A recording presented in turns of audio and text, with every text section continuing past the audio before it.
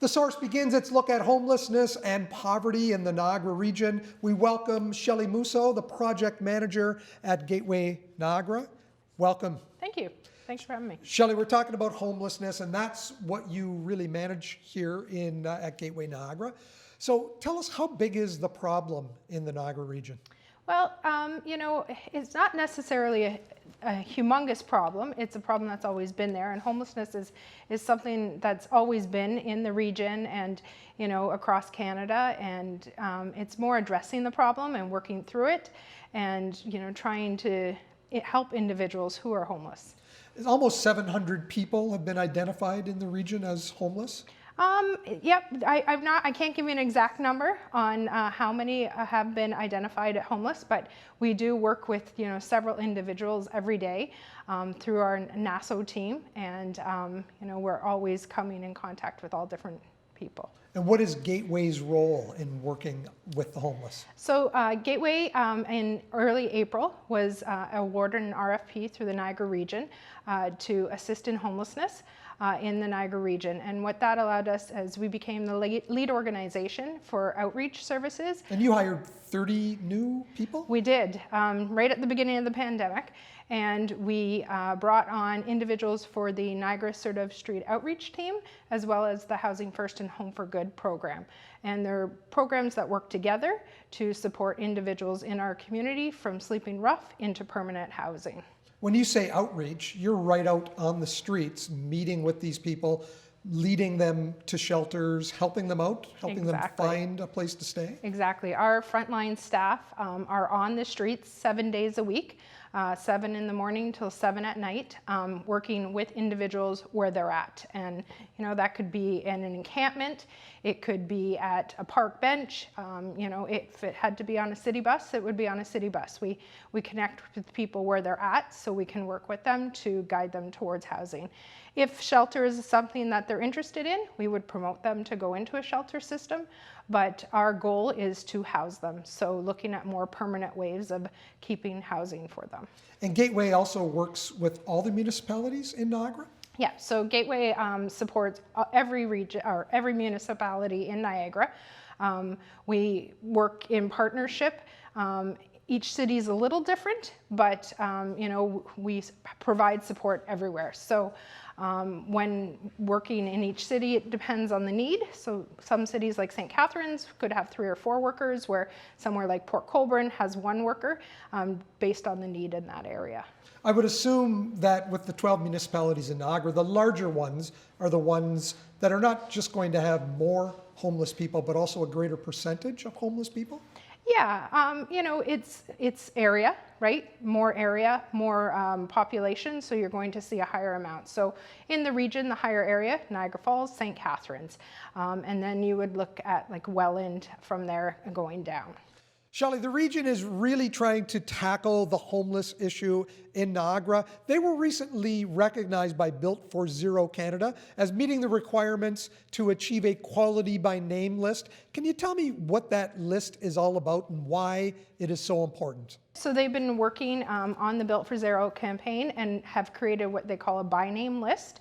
And a by name list is a list that is generated by a system we call HIFIS, a system that's used across Canada, and it identifies homelessness in your community. So information is put into the HIFIS system, and then the by name list generates a list depending on highest need.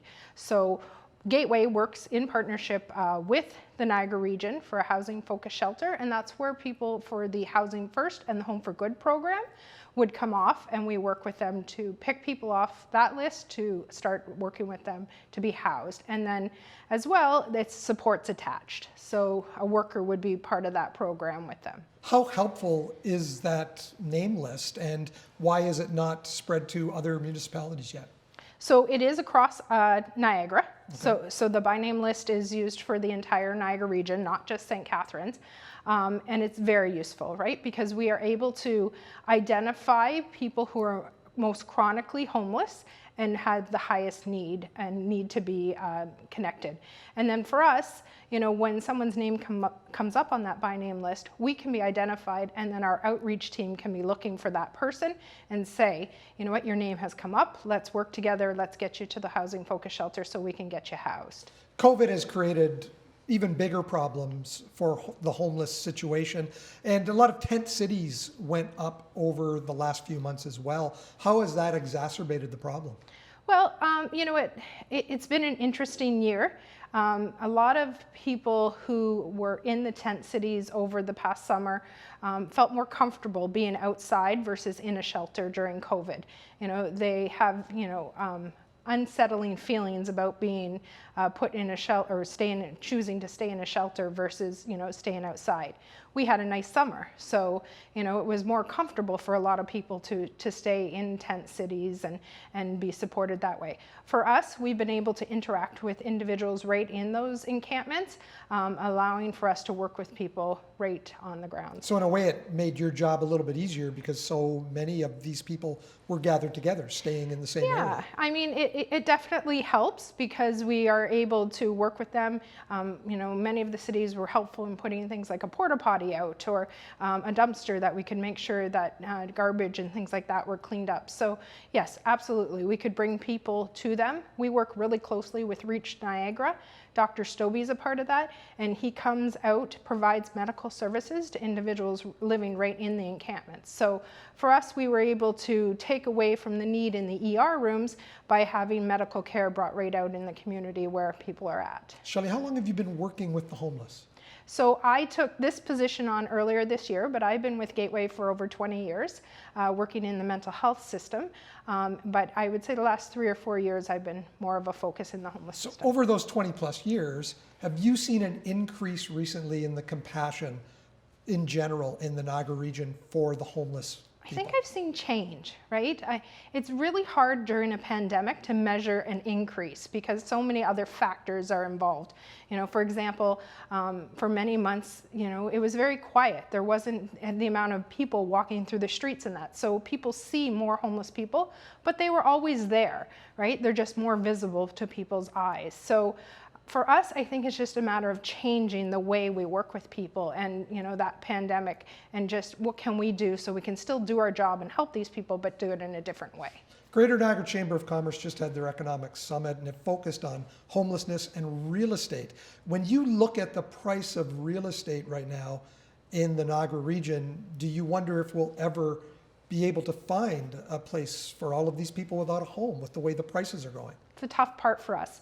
And it's tough because the increased cost of renting an apartment has skyrocketed. So we still have subsidies and, you know, we have support from the government so we can offset the cost of these units.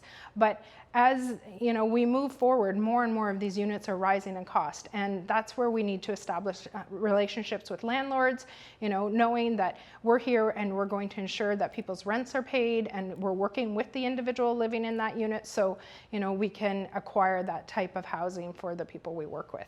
Do you set goals each year as to what number of reduction in homelessness? I think the region does overall. They definitely set goals and, you know, they want to obtain certain things. For us, we're setting goals with our clients, right? We want to work with our clients and it could be a tiny goal or it could be a good goal, right? So some people may want to get a job. Some people may want to just stay housed for the next year, right? So whatever the goal is, we focus it for the client. So as our agency, that's our focus.